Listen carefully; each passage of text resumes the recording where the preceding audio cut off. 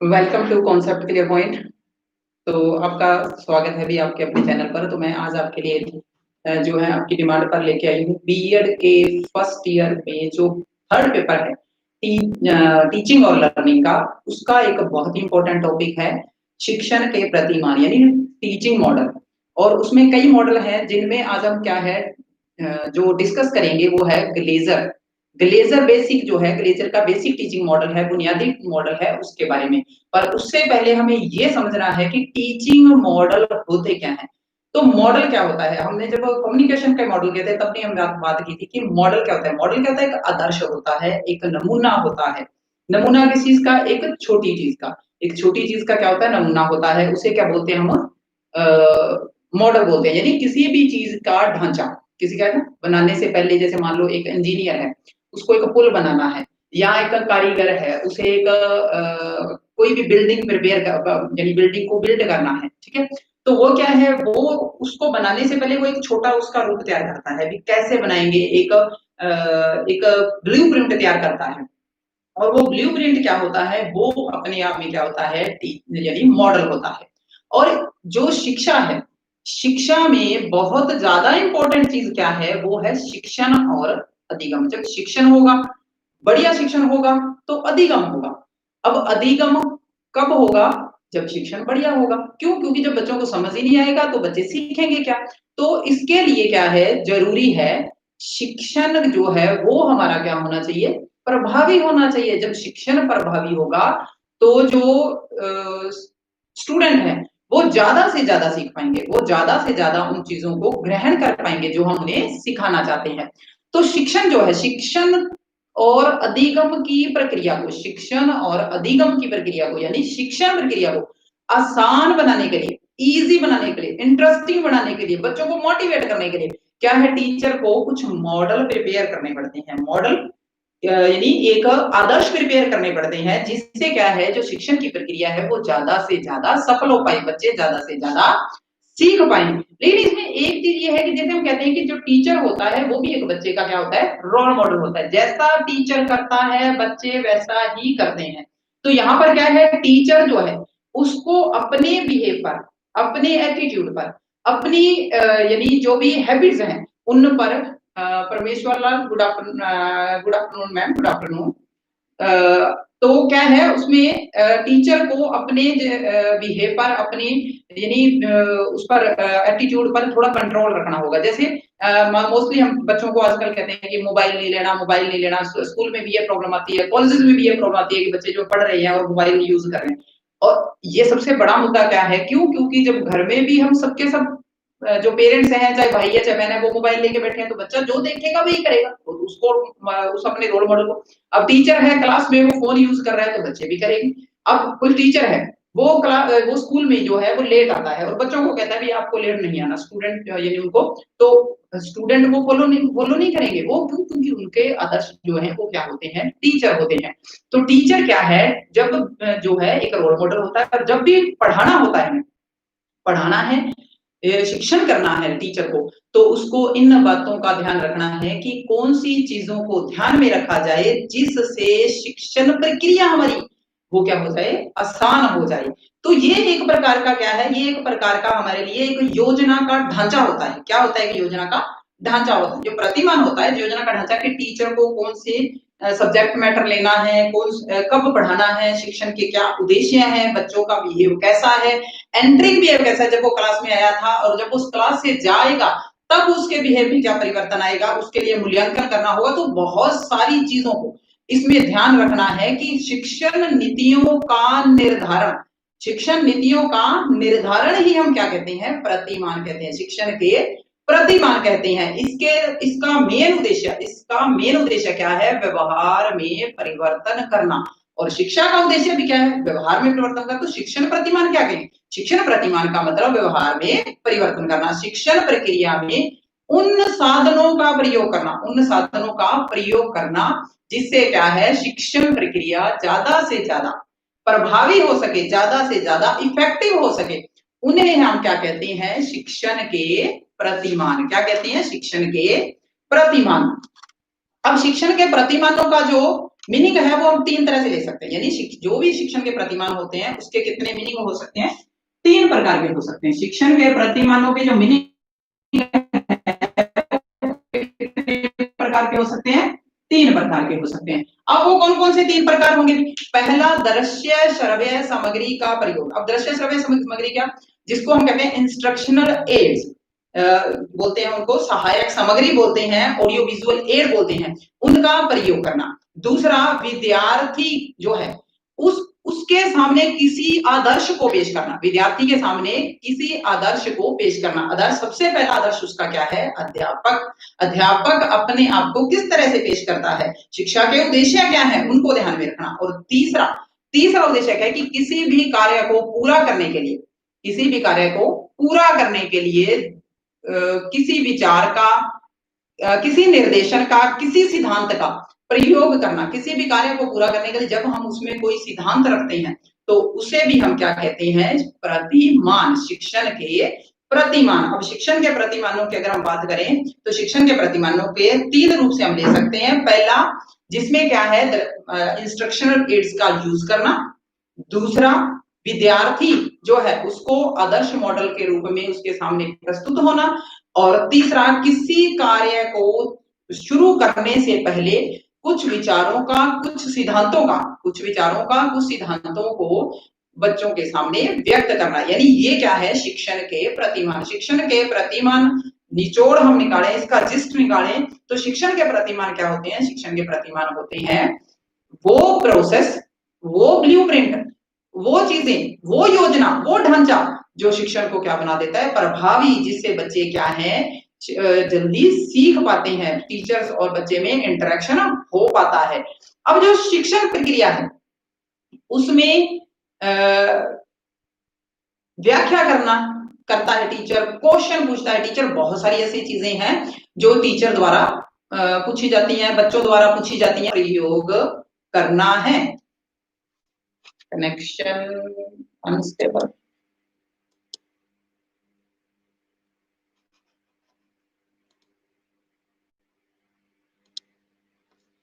तो शिक्षण के प्रतिमानों की विशेषता। अब शिक्षण के जो प्रतिमान है उनकी विशेषता क्या रहेगी, तो देखते हैं उनकी क्या विशेषता होनी चाहिए। क्यों शिक्षण के प्रतिमानों को हम यूज करते हैं, क्यों शिक्षण के प्रतिमान यूज किए जाते हैं, इसमें विशेषताएं क्या रहेंगी, उसकी कैरेक्टरिस्टिक्स क्या रहेंगी। तो कैरेक्टरिस्टिक्स क्या है? पहली जो कैरेक्टरिस्टिक्स है वो क्या है? लक्ष्यों की प्राप्ति। लक्ष्यों की प्राप्ति, ऑब्टेनिंग ऑब्जेक्ट्स, लक्ष्यों की प्राप्ति। लक्ष्यों की प्राप्ति करना ही इसका उद्देश्य है। कोई भी जो काम किया जाता है वो किस पॉइंट ऑफ व्यू से किया जाता है? लक्ष्यों को प्राप्त करने के लिए। अगर इंसान खाना भी खाता है तो उसका लक्ष्य है जिंदा रहना। कोई भी काम इंसान द्वारा किया जाता है उसमें कोई ना कोई उसका एक ऑब्जेक्ट होता है, कोई ना कोई उसका एक लक्ष्य होता है, कोई ना कोई उसका एक एम होता है, और उसी एम पर आधारित जो है वो कार्य करता है। तो यहाँ भी शिक्षण के प्रतिमान क्या कहते हैं कि लक्ष्यों को निर्धारित करने में, प्राप्ति में क्या होते हैं? ये सहायक होते हैं। अब लक्ष्यों के प्राप्ति में सहायक। अब शिक्षा का मेन उद्देश्य क्या है? बच्चों को अपने पैरों पर खड़ा करना और उनके व्यवहार में परिवर्तन करना, उनकी योग्यताओं, एटीट्यूड के अनुसार उन्हें शिक्षा प्रदान करना। दूसरा है विषय सामग्री। विषय सामग्री के निर्णय में सहायक। विषय सामग्री, अब विषय सामग्री हमारी क्या है, जिसको हम बोल सकते हैं पाठ्य सामग्री। जिसको हम क्या बोल सकते हैं? पाठ्य सामग्री।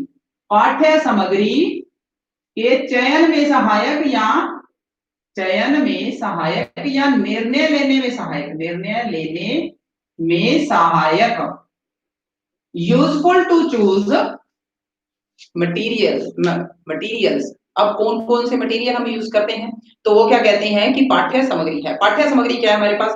पाठ्य पुस्तकें हैं, टीचिंग एड है। किस तरह की पाठ्य पुस्तकें बच्चों के पास अवेलेबल? अब देखिए, छोटे बच्चे हैं, उनकी जो पाठ्य पुस्तकें होंगी, उनके जो लेटर्स होंगे वो बड़े होंगे, पुस्तकें हैं वो कलरफुल होंगी। लेकिन जो जैसे जैसे हम हायर लेवल पर जाते हैं तो कलरफुल जो बुक्स हैं वो क्या हो जाती है?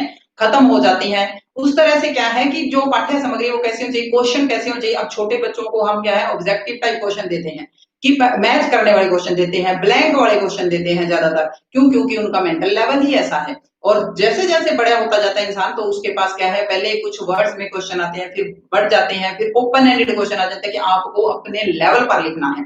उसके बाद क्या है, वातावरण निश्चित करने में सहायक, ताकि क्या हो सके, यानी अंत्य क्रिया, अनुक्रिया बच्चा जवाब दे सके, अंत्य क्रिया हो सके। तो अगला जो इसके ऑब्जेक्टिव क्या है, वातावरण का निर्माण, वातावरण का निर्माण। अब वातावरण का निर्माण किसको करना है, वातावरण का निर्माण करना है टीचर को। अब जब भी टीचर पढ़ा रहा है, अगर वो बच्चों को डेमोक्रेटिक जो एनवायरनमेंट नहीं देता, यानी बच्चे क्वेश्चन पूछ ही नहीं सकते, जवाब कहां से देंगे। अब क्वेश्चन सिर्फ अगर अध्यापक को ही पूछने का हक है, बच्चों को नहीं है, तो शिक्षण प्रक्रिया कंप्लीट नहीं हो सकती वो, क्योंकि उनके दिमाग में तो क्वेश्चन आते रहेंगे। अब टीचर ने क्या है, एग्जाम्पल के तौर पर उसने ये कहा कि 2 और 2 4, जैसे एग्जाम्पल दिया उसने, एग्जाम्पल क्या दिया, 2 + 2 - 5 + 4। अब उसने सीधा इसका आंसर निकाल दिया। आंसर क्या निकाला, आंसर उसने निकाला प्लस का 3। अब टीचर का मेंटल लेवल है, उसने निकाल दिया। अब बच्चे क्या है, बच्चे उससे क्वेश्चन तो पूछेंगे ना कि आंसर या मैम आंसर आया कैसे।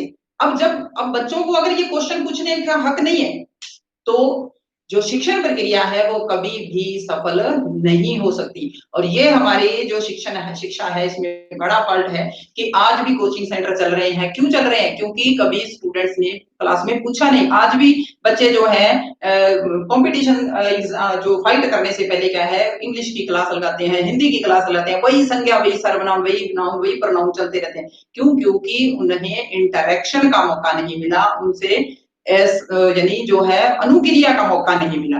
आगे है विद्यार्थी में गुणात्मक परिवर्तन लाने के लिए, विद्यार्थियों में या विद्यार्थी में गुणात्मक परिवर्तन लाने के लिए, और qualitative change in the students, विद्यार्थियों में गुणात्मक परिवर्तन, क्वालिटेटिव चेंज लाने के लिए। अब क्वालिटेटिव चेंज का मतलब क्या है कि हम शिक्षा का उद्देश्य सिर्फ ये नहीं है कि बच्चों को सिर्फ जो बुक्स में लिखा हुआ है उसको रट्टा लगवा दिया जाए, और जब बच्चे पेपर देंगे तो पेपर में 80% मार्क्स आ जाए, 90% मार्क्स आ जाए, लेकिन जो बच्चा है उसको बिल्कुल भी अपनी सामाजिकता का ज्ञान नहीं है, बड़ों के साथ बात कैसे करनी है, इस चीज का कोई भी उसे यानी ज्ञान नहीं है, तो क्या ये शिक्षा का उद्देश्य पूर्ण करता है? नहीं, शिक्षा का उद्देश्य पूर्ण नहीं। बच्चों में जो भी गुण है, सामाजिकता का गुण है, जहां उनको कुछ सीखने का गुण है, एटीट्यूड उनका कैसा है, एप्टीट्यूड कैसा है, उसके अनुसार उन्हें शिक्षा देना। अब एग्जाम्पल के तौर पर कि एक बच्चा है, वो पीछे क्या है बैठा ड्राइंग करता रहता है, टीचर पढ़ाता है और वो ड्राइंग करता है। अब क्या है, इस बात पर टीचर उसे क्या है डांटता है, या फिर उसके माँ बाप को शिकायत करता है, तो माँ बाप भी डांटते हैं कि सारा दिन तुम जो है वो जो पेज खराब करते रहते हो, बिना बात के पैसे, तुम्हारा पढ़ाई में ध्यान नहीं है, ये बहुत सारा उसको सुनने को मिलता है। अब मेन बात ये है कि शिक्षा ये थोड़ी कहती है कि आप रट्टा लगवा दो। शिक्षा ये नहीं कहती, शिक्षा ये कहती है कि बच्चों की जो इनेट पावर है, जो उनमें सीखने की क्षमता है, वो बाहर निकालो। अगर वो पेंटर बनना चाहता है तो बनाओ ना पेंटर, बनाओ, उसे उसे मौका दो उसको पेंटिंग करने का। अगर वो खेलना चाहता है तो वो खेलने का। ये बात अलग है कि हमें सारी चीजों को साथ लेकर चलना है, पर इसका मतलब ये नहीं है कि हम उनकी जो एबिलिटी है, जो हमारी इनबॉर्न एबिलिटी है, हम उसको ही दबा दें। जब इंसान की जो सीखने की एबिलिटी है वो हम दबा देते हैं, तो जिससे क्या है कि कोई भी वो काम सफलता से नहीं कर पाता। जो डॉक्टर्स हैं, कई जगह पर न्यूज में आता है कि डॉक्टर ने ऑपरेशन किया और अंदर ही सुई छोड़ दीजिए, अंदर ही कैंची छोड़ दी, अंदर ही पट्टी छोड़ दी, ये सब एग्जाम्पल्स हमारे सामने आते हैं। इसका जो कारण क्या है, कारण ये है कि उनका एटीट्यूड नहीं था कभी डॉक्टर बनने का, वो बनना ही नहीं चाहते थे, उन्हें बनाया गया। तो यही वजह है कि उनके गुणात्मक परिवर्तन को बाहर नहीं निकाला गया। अगला जो इसका उद्देश्य है वो मार्गदर्शन देने के लिए, फॉर द गाइडलाइंस, गाइडलाइन जो है गाइड करने के लिए, मार्गदर्शन देने के लिए। अब जो शिक्षण के प्रतिमान क्या करते हैं, गाइड करते हैं टीचर को, वो बताते हैं कि उसे क्या करना है, किन बच्चों के साथ कैसे डील करना है, प्रेजेंटेशन कैसी होनी चाहिए, कौन सी शिक्षण विधियां होनी चाहिए। हर टॉपिक पर, हर सब्जेक्ट पर एक शिक्षण विधि अप्लाई नहीं होती और हर बच्चों पर एक जैसी अप्लाई नहीं होती। अब मान लो हमने जो है टॉपिक लेना है नाउन या प्रोनाउन का।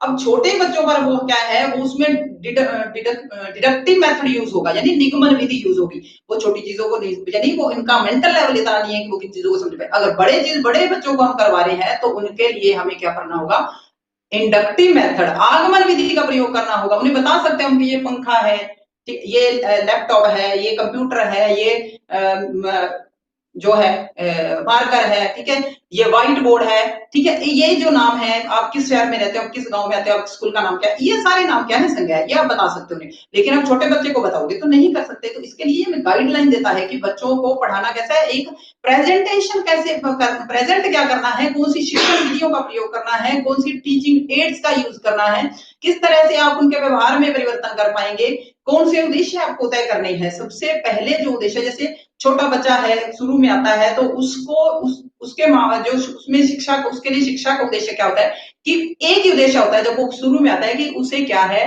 सिर्फ सामाजिक बनाया जाए। क्योंकि वो शेयर नहीं करता, वो अकेला रहता है, तो वो चीजें शेयर नहीं करेगा, तो वो क्या है, सामाजिक नहीं होता। उसका मेन उद्देश्य शुरू में ये होता है शिक्षा का कि इसे सामाजिक बनाया जाए। उसके बाद उसे लिसनिंग, रीडिंग, स्पीकिंग, जो भी है, काउंटिंग वगैरह सिखाई जाती है। सबसे पहले बच्चे को वहां सिखाया जाता है, सामाजिकता सिखाई जाती है। तो ये उद्देश्य यानी जो मॉडल हमें क्या कहते हैं, हमें एक लक्ष्य बताते हैं। उसके बाद धीरे धीरे वो क्या है, टाइम टू टाइम जैसे जैसे हम आगे जाते हैं तो लक्ष्य चेंज होते जाते हैं। अगला जो है, व्यवहारिक शिक्षा के उद्देश्यों को व्यवहारिक रूप देने के लिए अगला उद्देश्य क्या है। अब शिक्षा के उद्देश्य तो लिख लिए, शिक्षा के उद्देश्यों को व्यवहारिक रूप देने के लिए, प्रैक्टिकल व्यवहारिक रूप देने के लिए, give the form of the educational objective, practical form, जब हम कह सकते हैं give the practical form of the educational objectives. Educational objectives हैं, उनको प्रैक्टिकल फॉर्म देने के लिए। देखो शिक्षा के उद्देश्य क्या है, कोई भी चीज है उसका एक ब्लूप्रिंट मैंने कहा कि प्रिपेयर किया जाता है, उसमें लिखा जाता है कि ऐसे होगा, ऐसे होगा, ऐसे होगा। अब लिखा तो बहुत कुछ जाता है, पर उनको प्रैक्टिकली यूज नहीं किया जाता। अब एक छोटा सा एग्जाम्पल लेते हैं कि बोर्ड की तरफ से हर स्कूल में जो एक टाइम टेबल आता है, उसमें क्या है कि लाइब्रेरी पीरियड होता है, एक गेम पीरियड होता है, ठीक है। क्या सारे स्कूलों में बच्चों को गेम पीरियड दिया जाता है? नहीं दिया जाता। जो बोर्ड के स्कूल, बोर्ड की क्लासेस आती हैं, तब तो गेम पीरियड बिल्कुल हटा दिया जाता है। लाइब्रेरी में तो बिल्कुल बच्चों को जाने का मौका नहीं दिया जाता। बहुत कम स्कूल है हमारे में, ये नहीं कहती सारे स्कूल ऐसे हैं, पर बहुत कम स्कूल है जहां पर बच्चों को इस तरह के मौके नहीं दिए जाते। तो वो क्या है, जो ऑब्जेक्टिव है वो सिर्फ फाइलों में ना हो। अब थिंकर ने तो दे दिया ये ऑब्जेक्टिव होना चाहिए एजुकेशन का जो है। अब जैसे हमारे स्कूलों में आजकल क्या है कि प्रोजेक्ट प्रोजेक्ट दिए जाते हैं बच्चों को, लेकिन वो प्रोजेक्ट क्या है, वो प्रोजेक्ट सिर्फ फाइलों तक सीमित है। बच्चों को क्या है, वो एक दूसरे के देखते हैं, टीचरों ने कह देते हैं कर लाना, और वो कर लाते हैं एक दूसरे को देख के, नकल करके, और यानी वो बनाकर उसको दे देते हैं। प्रोजेक्ट का मतलब क्या था कि जो चीज उन्होंने किताबों में पढ़ी है उसको लाइफ में रियल देखें और अपने एक्सपीरियंस को वहां पर लिखते हुए टीचर के सामने प्रेजेंट करें कि हमने ये ऑब्जर्व किया है। अब वो चीजें तो है नहीं, तो वो क्या कहते हैं कि जब शिक्षा के उद्देश्य है तो उनको व्यवहारिक रूप देने के लिए हमें क्या है, शिक्षण प्रतिमानों का प्रयोग करना होगा। अब अगला जो है इसका सेवंथ जो ऑब्जेक्ट है, सेवंथ ऑब्जेक्ट क्या है इसका, टीचर और बच्चे में रिलेशन जो है वो क्या होना चाहिए, अच्छा होना चाहिए। तो क्या है सेवंथ, विद्यार्थी और शिक्षक में अच्छे संबंध स्थापित करना।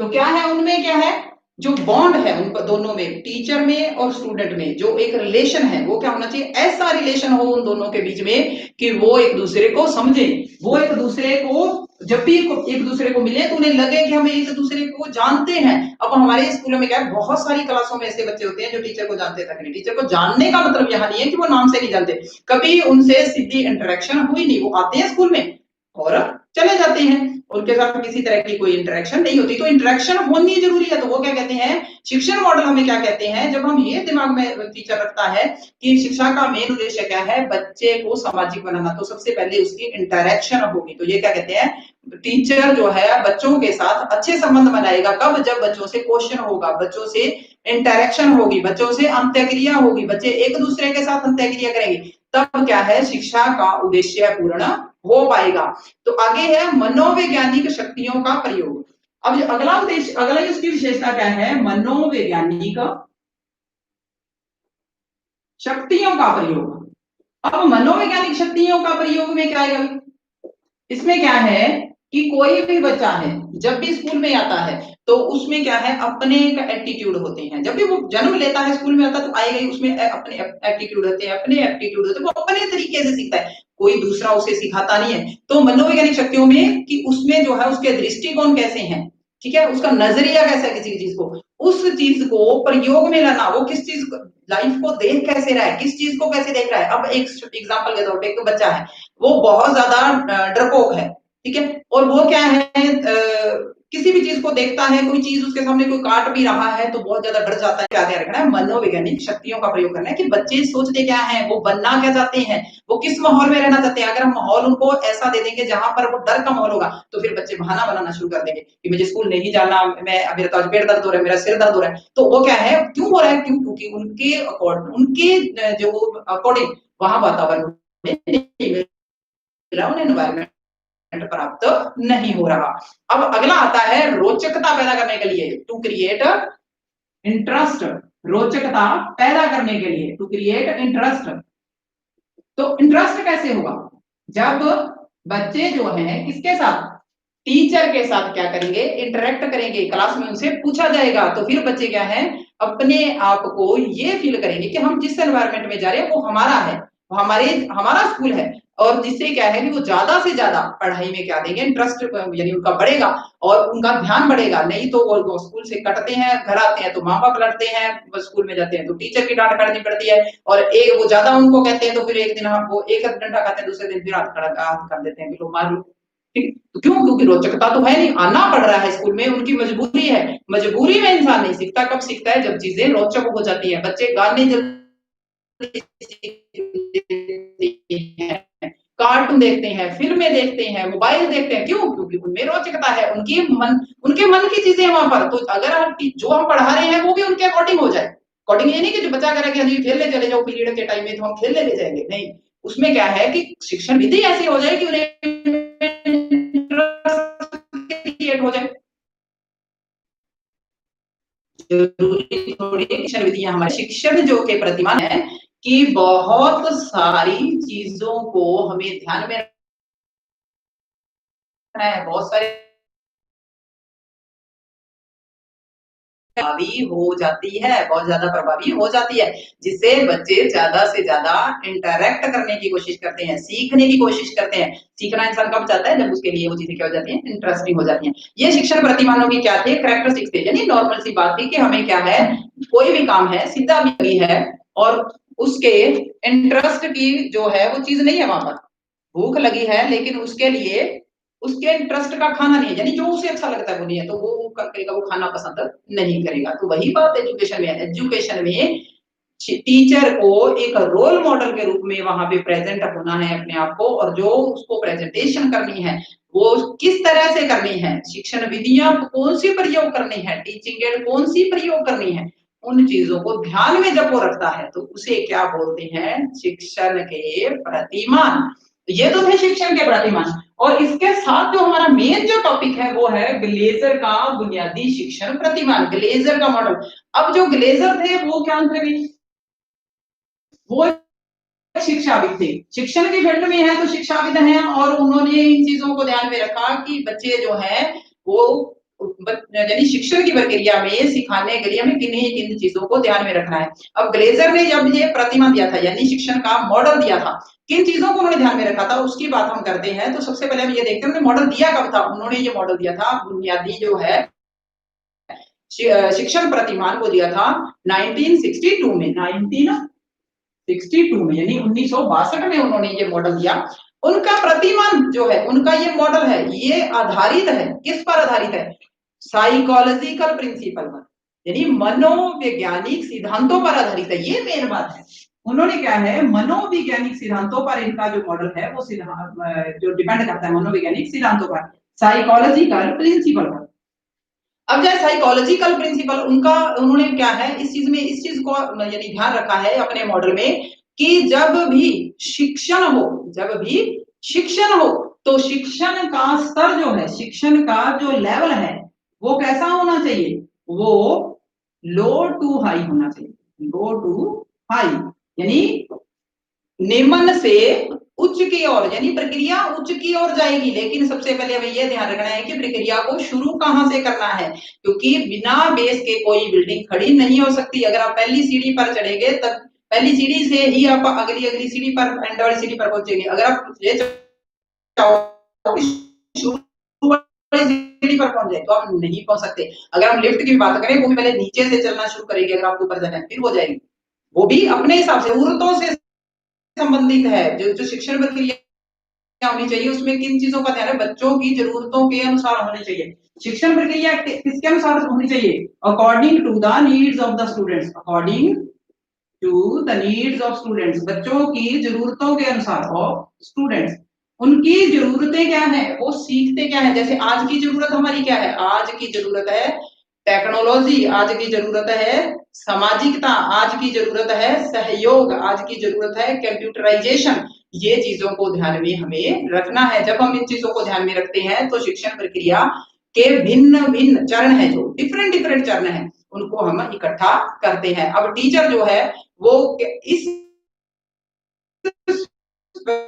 करता है बच्चों को, और निर्देशित करने के लिए उसको मनोवैज्ञानिक सिद्धांतों को यूज करना होगा, मनोवैज्ञानिक सिद्धांतों का प्रयोग करना होगा। और उसे ये ध्यान रखना है कि शिक्षा के इंस्ट्रक्शनल ऑब्जेक्टिव क्या है, अनुदेशनात्मक उद्देश्य क्या है। इसलिए उन्होंने क्या कहा, जब ये सिद्धांत किस पर आधारित है, मनोवैज्ञानिक प्रिंसिपल पर, और इन्होंने स्ट्रेस पर किस पर दिया, स्ट्रेस दिया ज्ञानात्मक और भावात्मक विश्लेषण पर। ज्ञानात्मक यानी कॉग्निटिव, जो ब्लूम ने बताए थे, कॉग्निटिव एंड अफेक्टिव। उन्होंने तीन जो है शिक्षण के वो हमारे पहलू बताए थे, एस्पेक्ट बताए थे, उनमें कॉग्निटिव था, अफेक्टिव था, साइकोमोटर था। अब ये मनोवैज्ञानिक पर आधारित है, मनोविज्ञान पर। तो इन्होंने किस चीज पर बल दिया है, किस पक्ष पर बल दिया है, इन दोनों पक्षों पर, कॉग्निटिव और अफेक्टिव पक्ष पर। वो कौन थे, वो ने क्या कहा, हमें किन किन चीजों को ध्यान में रखना है उसके बारे में वो कहते हैं कि इन प्रक्रियाओं को हमें लेना है। नई प्रक्रिया जब भी हमें बनानी है, जब भी हमें प्रोसेस करनी है, तो उसके लिए हमें कुछ पक्षों को ध्यान में रखना है। तो उन्होंने ग्लेजर में अपने मॉडल में, जो ग्लेजर हैं,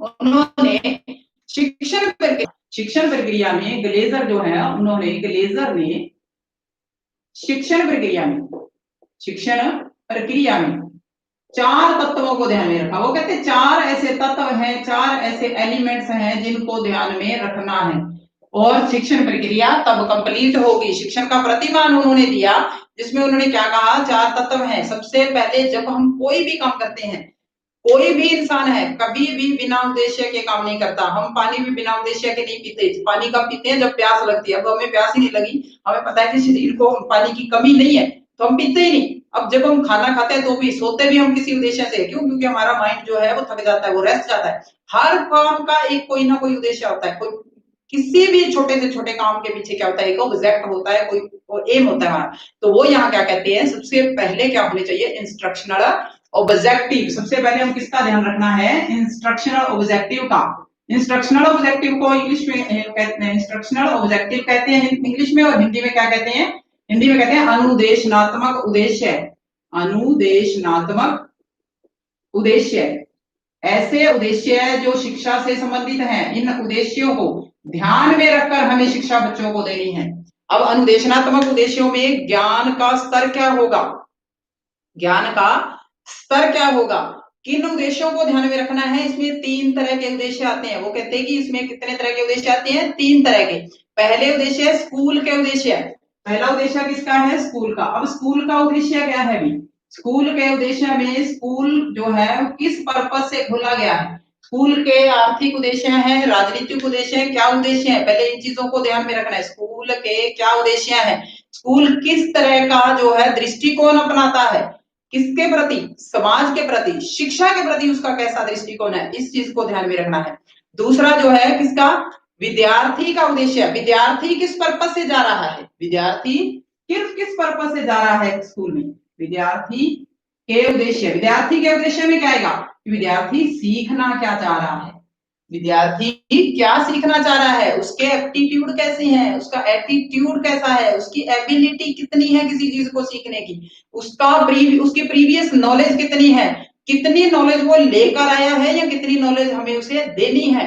अगर उसके पास जो नॉलेज है उसमें से हम ज्यादा देते हैं तो फिर भी दिक्कत आ जाती है। तो शिक्षण में हमें किस किस का ध्यान रखना है, एक तो स्कूल के उद्देश्य का, एक विद्यार्थी के और शिक्षक के उद्देश्य का। अब शिक्षक का उद्देश्य क्या होता है, शिक्षक का उद्देश्य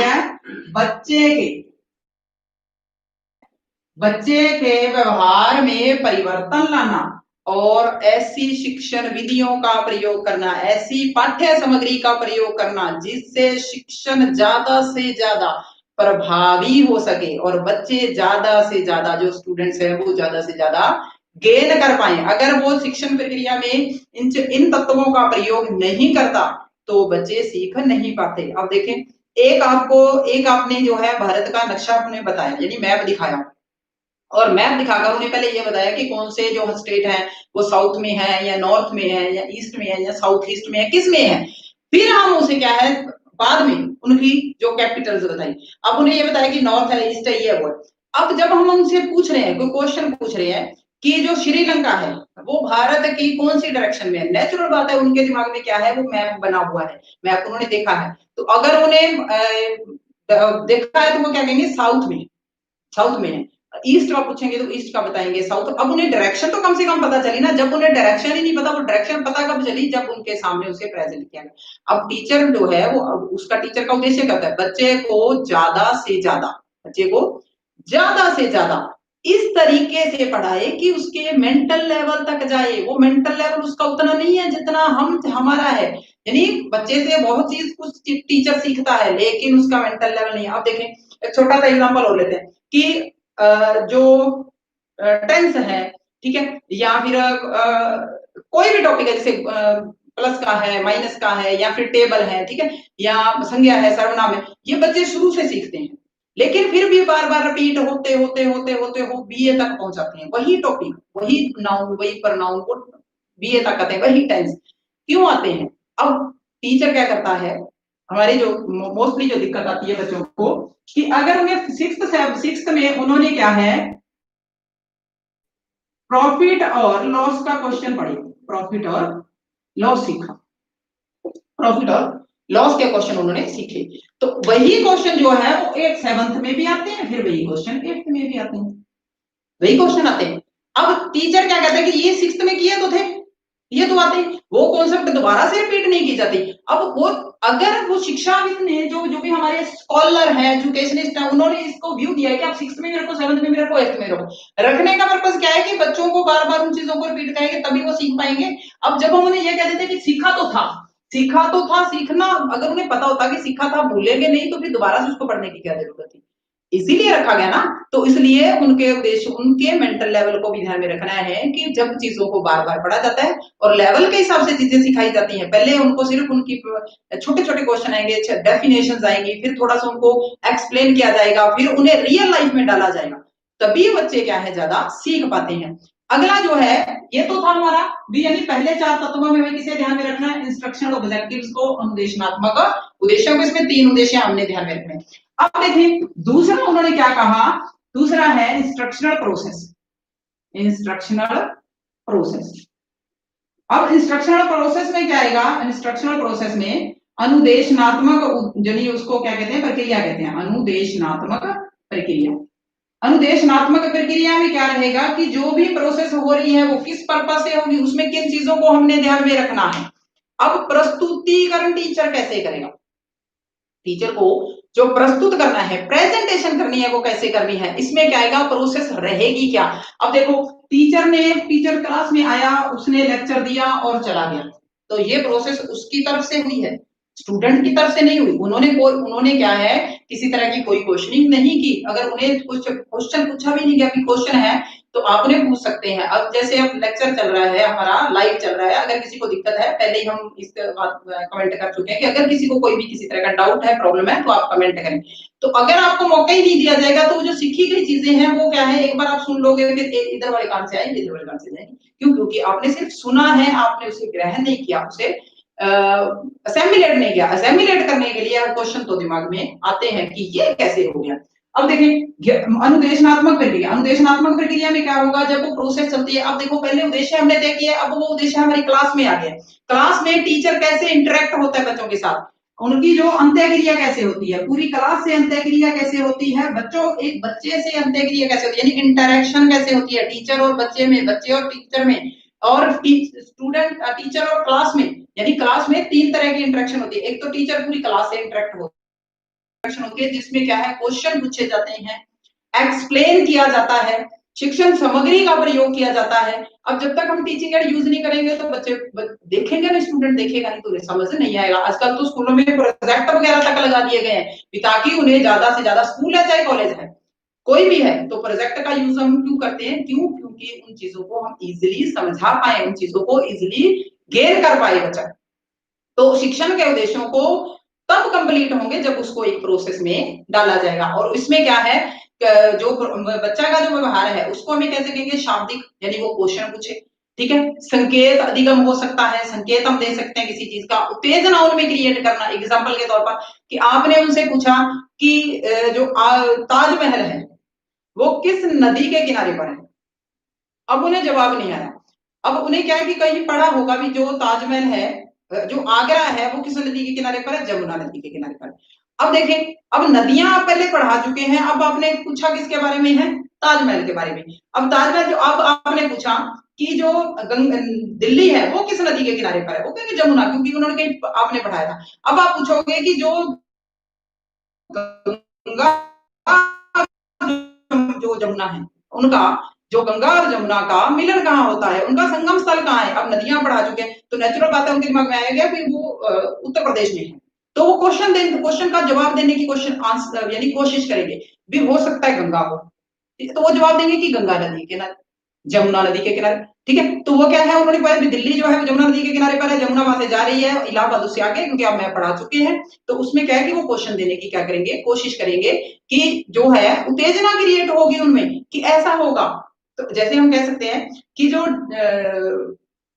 कोई भी एक आपने क्वेश्चन पूछा एग्जाम्पल के तौर पर कि कोई भी जो जानवर है, कोई भी जानवर है वो खाता क्यों है, कोई भी जानवर जो कि इंसान को या किसी दूसरे को खा क्यों जाता है, ठीक है। तो उन्हें नहीं है, वो कहेंगे कि वो जानवर है इसलिए खा जाता है। तो हम कहेंगे इंसान क्यों खाते हैं, इंसान क्यों खाते हैं। अब दिमाग में आएगा ना क्वेश्चन, इंसान को, इंसान चलो वो तो डरता है जानवर से, इंसान के पास तो बहुत सारी सुरक्षा है, इंसान क्यों खाता है, तो उत्तेजना होगी, क्वेश्चन होंगे, संकेत अधिगम होगा, इस तरह से वो प्रोसेस हमारी कंप्लीट होगी, अदरवाइज प्रोसेस कंप्लीट नहीं होती। अगला जो है, अगले हमारे इसमें क्या आएगा, जो इस प्रोसेस में उन्होंने क्या कहा कि विद्यार्थी के व्यवहार में कितना परिवर्तन है। अब देखो पहले उन्होंने उद्देश्य तय किए, अब उन्होंने क्या है प्रोसेस करनी है। प्रोसेस में ये ध्यान रखना है कि किस तरह से उन्हें पढ़ाना है। अब उन्हें ये ध्यान में रखना है कि वो जो बच्चा था उसका एंट्रिंग बिहेव कैसा था, एंट्रिंग बिहेव यानी बिहेवियर। अब ये एंट्रिंग बिहेवियर कौन सा होता है, जिसको हम बोलते हैं प्रारंभिक व्यवहार, प्रारंभिक व्यवहार। अब प्रारंभिक व्यवहार का मतलब है कि जब वो क्लास में आया तब उसे कितना आता था या नहीं आता था, प्रारंभिक व्यवहार में कितना आता था या नहीं आता था। अब जैसे हम क्या है एग्जांपल लेते हैं कि हम बच्चों को सिखाना चाहते हैं मल्टीप्लिकेशन के सम, मल्टीप्लिकेशन के सम सिखाना चाहते हैं। अब हम मल्टीप्लिकेशन का सम तो हमने दे दिया, लेकिन हमने ये नहीं देखा कि उसे ऐड और सब्सट्रैक्ट करना आता है या नहीं, जोड़ और घटा करना आता है कि नहीं, क्योंकि अगर हम मल्टी तो इसलिए पहले हमें ये देखना है कि जब बच्चा क्लास में आया है, उसने जब क्लास में एंटर किया था उसके पास ज्ञान कितना था, नॉलेज कितनी थी, किसी भी टॉपिक को लेकर वो उन चीजों को क्लियर कर पाएगा या नहीं कर पाएगा। ये चीजें अगर हमारे दिमाग में है, ये चीजें अगर हम दिमाग में रखते हैं तो क्या है, शिक्षण प्रक्रिया सफल हो पाती है, अदरवाइज नहीं हो पाती। अब एक एग्जांपल और लेते हैं, छोटा सा एग्जांपल है कि एक मान लो एक बच्चा है, वो 6 वर्ष का है और उसे क्या है स्कूल में एडमिट किया गया। 6 वर्ष का बच्चा स्कूल में आता है, फर्स्ट क्लास में एडमिट होगा, तो टीचर जो है या स्कूल की प्रोसेस है वो उसे क्या सिखाएगी, एबीसी सिखाएगी या फिर उसे जो है सीधा क्वेश्चन ही सिखाने शुरू कर देंगे। तो वो उन्हें एबीसी पे बहुत कम पहुंचने वाले हैं, वो उसे क्या है वो ये मान के चलेंगे कि इसको आता है। और जिससे क्या है वो पिछड़ जाता है और फिर वो स्कूल छोड़ने को मजबूर हो जाता है कि मुझे नहीं आता, तो समझ से बाहर हो जाती है बातें। तो अगला आता है जब उसको इस तरह के व्यवहार को हम नहीं देखते भी, हमें ये देखना है कि उसका व्यवहार कैसे, यानी उसने सीखा कितना था, उसको सिखाने से पहले। अब 10th का बच्चा है, वो सम करने के लिए टीचर के पास गया है, लेकिन उसने क्या है जोड़ और घटाई गलत कर दी, इस बात के लिए उसे जो है टीचर डांटेगा, जोड़ घटा नहीं आता। लेकिन यहाँ पर फॉल्ट उसका नहीं है, हमारे सिस्टम का है, एजुकेशन सिस्टम का, कि हमने उस पर गौर नहीं किया, माँ बाप ने उस पर गौर नहीं किया कि पहले वही सिखानी पड़ेगी, बेस सिखाना पड़ेगा। फॉर्मूला वो सही लगा रहा है, फॉर्मूला आपने बता दिया, उसने अपने माइंड में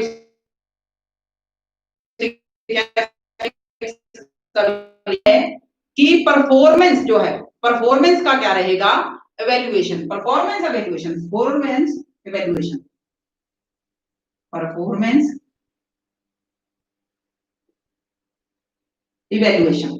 परफॉर्मेंस इवेल्युएशन में क्या होगा, जिसमें क्या है हम कहेंगे निष्पादन मूल्यांकन, इंग्लिश में कहते हैं, हिंदी में कहते हैं निष्पादन मूल्यांकन। अब निष्पादन का मतलब क्या होता है कि क्या सीखा गया, उस जो भी सीखा गया उसका इवेल्युएशन करना। अब ग्लेजर क्या कहते हैं, ग्लेजर कहते हैं कि आपने उद्देश्य भी तय कर लिए, आपकी प्रोसेस भी अच्छी है, आपने बिहेव भी देखा, लेकिन आपको पता कैसे चलेगा कि जब उसका एंट्रिंग बिहेव और टर्मिनल बिहेव, टर्मिनल बिहेव कौन सा, जब वो क्लास से जा रहा है, टर्मिनल बिहेवियर, टर्मिनल बिहेवियर, और जो एंट्रिंग बिहेवियर है, जो एंट्रिंग बिहेवियर था, इन दोनों में डिफरेंस कितना है। यहां पर भी उसे ये सम नहीं आते थे, जोड़ घटा नहीं आते थे, और यहां पर भी नहीं आते, तो फिर डिफरेंस क्या हुआ, डिफरेंस तो कोई ना हुआ। अब वो कहते हैं कि उसकी परफॉर्मेंस का इवेल्युएशन भी करना है, अगर ये चीजें सीखी है तो उसके व्यवहार में परिवर्तन आया है, अगर नहीं सीखी तो व्यवहार में परिवर्तन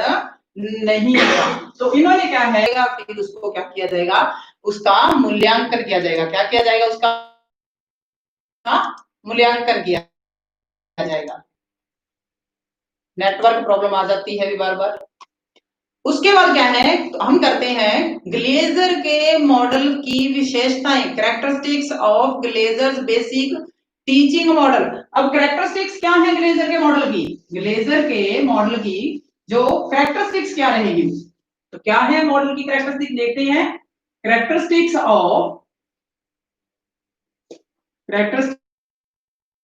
of Glazers basic teaching model. अब उन्होंने क्या कहा, उद्देश्य बताए, प्रोसेस बताए, बच्चे का एंट्रिंग बिहेवियर की उन्होंने बात की, एवेल्युएशन की, उन्होंने सारा जो प्रोसेस है उसका एक छोटा सा निचोड़ बनाया। अब उन्होंने उद्देश्य क्या, अब उनकी कैरेक्टरिस्टिक्स क्या है, सबसे पहले क्या है, किस चीज में उसकी कैरेक्टरिस्टिक्स है, वो क्या कहते हैं, उद्देश्यों का निर्धारण।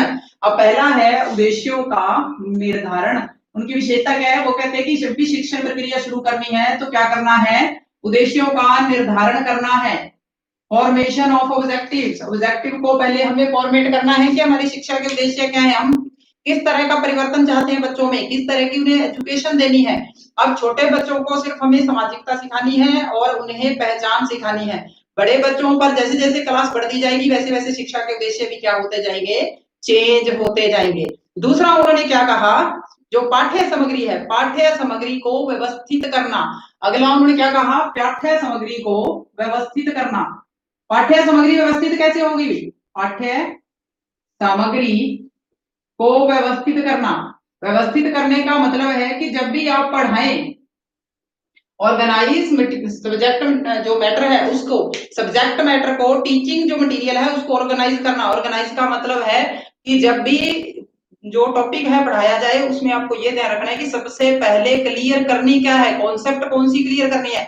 और मान लो हम जैसे ग्लेजर मॉडल कर रहे हैं, अब हमने यही नहीं किया कि शिक्षण के प्रतिमान होते क्या है, प्रतिमान क्या होते हैं, यही नहीं किया तो हमारी प्रोसेस कंप्लीट नहीं है। पहले जो है कि पहले हमें क्या पढ़ाना है, फिर उसके बारे में, जैसे पहले हम एक पौधे को दिखाएंगे फिर उसके अलग अलग पार्ट को बताएंगे, वही बात यहाँ कह रही है। तो अगला क्या कहते हैं, वो कहते हैं यहाँ पर उन्होंने विशेषता में क्या बताया, पूर्व ज्ञान को ध्यान में रखना। पूर्व ज्ञान को, प्रीवियस नॉलेज, जो प्रीवियस नॉलेज है उसको ध्यान में रखना, पूर्व ज्ञान पर ध्यान। अब जब भी शिक्षण की प्रोसेस हो तो ये ध्यान में रखना है कि पहले बच्चे ने क्या सीखा हुआ है, कितना सीखा हुआ है। अगर नहीं सीखा, यहाँ पर ये बात नहीं है कि उसका यानी उसकी लेवल कितना है, उसकी एज कितनी है, मेन प्रॉब्लम ये है कि उसने सीखा कितना है, जब भी वो स्कूल गया था उसने वो चीजें सीखी थी या नहीं सीखी थी। अगर नहीं सीखी तो उन्हें वहां से ही फिर हमें शुरू करना है।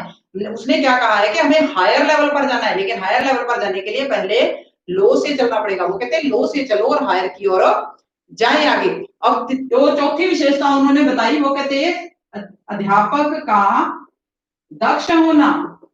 अब दक्ष का मतलब क्या है, जो टीचर है, जो हमारा अध्यापक है, वो कैसा होना चाहिए, वो स्किल्ड होना चाहिए, ट्रेंड टीचर होने चाहिए हमारे पास। अगर ट्रेंड टीचर नहीं है तो वो ट्रेंड टीचर क्या है होंगे तो उनमें ज्यादा नॉलेज होगी, बच्चों के साथ इंटरेक्ट कैसे होना है, तो वो कहते हैं ट्रेन टीचर होना चाहिए। अगर ट्रेन टीचर नहीं है हमारे पास, यानी दक्ष टीचर नहीं है, स्किल्ड टीचर नहीं है, सक्षम टीचर नहीं है, प्रशिक्षित अध्यापक नहीं है, तो शिक्षण प्रक्रिया कंप्लीट नहीं हो सकती। तभी तो बार बार जो है स्कूल में जो स्टूडेंट्स टीचर जो है उनके क्या है सेमिनार वगैरह ऑर्गेनाइज करवाए जाते हैं। तो आगे क्या कहते हैं, अनुकूल वातावरण का निर्माण करना। अनुकूल वातावरण का निर्माण करना, अब ये भी उसका उद्देश्य है, वातावरण का निर्माण। तो फॉर्मेट करना, क्या फॉर्मेट करना, फॉर्मेशन ऑफ अडेप्ट एनवायरमेंट, यानी वैल्यूएशन, सॉरी एनवायरमेंट ऐसा हो हमारा, कैसा हो, जो अडेप्ट हो, अडेप्ट बच्चों के लिए एक अनुकूल वातावरण हो, अनुकूल वातावरण का निर्माण करना। अब यहाँ पर वातावरण ये नहीं है कि कैसा है, यानी वो जो एरिया है वो कैसे शोर शराबे वाला है या शांत वाला है, वो चीजें डिफरेंट है। यहाँ पर की जो क्लास है, क्लास बच्चों के लिए जो क्लास है वो स्टूडेंट्स के लिए अच्छी है, उनके लिए जो वो वहां का एनवायरमेंट है वो अनुकूल है या नहीं है, उनके लिए जहाँ ऐसी चीजें वहां पर अवेलेबल हैं, ऐसे तत्व अवेलेबल हैं जिन पर वो क्या है अपने आप को एक्सप्रेस कर पाएंगे। वो अपने आप को एक्सप्रेस नहीं कर पाएंगे तो वो प्रोसेस अच्छी नहीं होगी, कभी भी कंप्लीट नहीं होगी। अब उन्होंने क्या कहा, ये तो थी इसकी विशेषता, यानी उन्होंने क्या कहा, निर्देशों के निर्माण में सहायक का निर्धारण होने चाहिए, पाठ्य सामग्री व्यवस्थित करनी चाहिए, पूर्व ज्ञान को ध्यान में रखना चाहिए, अध्यापक का दक्ष होना चाहिए, स्किल्ड होना चाहिए टीचर, और जो है हमारा क्या है जो एनवायरमेंट है वो क्या है एडिक्वेट वातावरण एनवायरमेंट होना चाहिए। अब वो आगे क्या कहते हैं, जो मॉडल उन्होंने क्या बताया, ग्लेजर ने ये कहा कि फंडामेंटल एलिमेंट्स कौन से होने चाहिए, वो तो जो प्रशिक्षण प्रक्रिया के चार तत्व। अब वो कहते हैं fundamental of Glazers model, fundamental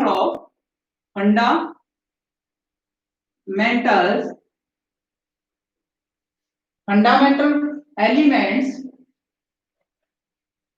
of Glazer model. अब ग्लेजर के मॉडल के फंडामेंटल जो एलिमेंट है वो क्या है, ग्लेजर मॉडल। अब उन्होंने किन चीजों को ध्यान में रखा, अब उन्होंने क्या चीजें देखी, पहला उनकी वही बात की सबसे पहले होना चाहिए फोकस यानी लक्ष्य। हमारा लक्ष्य क्या है, जो भी शिक्षा का लक्ष्य है उस पर ध्यान देना चाहिए। अगर हमारा फोकस गलत है, जैसे द्रोणाचार्य ने जब स्टूडेंट्स को वो प्रिपेयर कर रहे थे तो वहां एक ट्री पर एक स्पैरो बैठी थी, एक चिड़िया बैठी थी, तो उन्होंने कहा कि देखें वो वहां पर क्या है, तो सब कहते हैं कि वहां चिड़िया बैठी है, ठीक है। तो उन्होंने क्या कहा, अर्जुन से पूछा तो वो कहते आपको क्या दिखाई दे रहा है, वो कहते चिड़िया की आंख दिखाई दे रही है।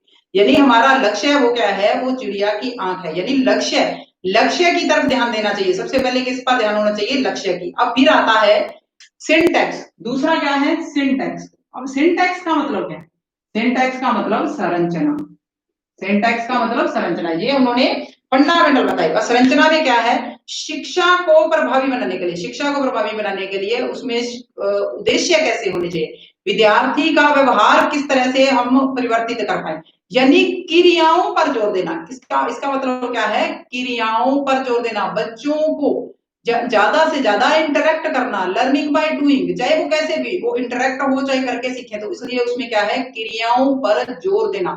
ये वो कहते हैं कि क्लास जो है वो एक्टिव होनी चाहिए, पैसिव नहीं होनी चाहिए। एक्टिव क्लास में हमेशा शोर होता है, पैसिव क्लास में शोर नहीं होता। और पैसिव क्लास को हम डिसिप्लिन क्लास नहीं कह सकते, वो ऐसी क्लास है जहां बच्चों के का अधिगम नहीं हो रहा।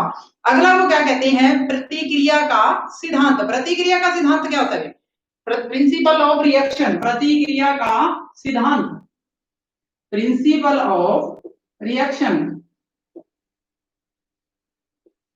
प्रिंसिपल ऑफ रिएक्शन, प्रतिक्रिया का सिद्धांत। प्रतिक्रिया के सिद्धांत का क्या मतलब है, अपने नाम से ही वो बता रहा है कि जब भी शिक्षण की प्रक्रिया हो उसमें क्या होनी चाहिए, प्रतिक्रिया। प्रतिक्रिया का मतलब बच्चे जवाब दें, प्रतिक्रिया अपने आप को वो ऐसा फील करें कि उनके लिए ही प्रोसेस रखी गई है एजुकेशन की, ना कि इस पर्पज से कि उन्हें वहां पर बंदिश में रखा गया है, ऐसा नहीं होना चाहिए। अगला है सपोर्ट सिस्टम, जो उन्होंने एलिमेंट लिया वो है सपोर्ट सिस्टम, सपोर्ट सिस्टम।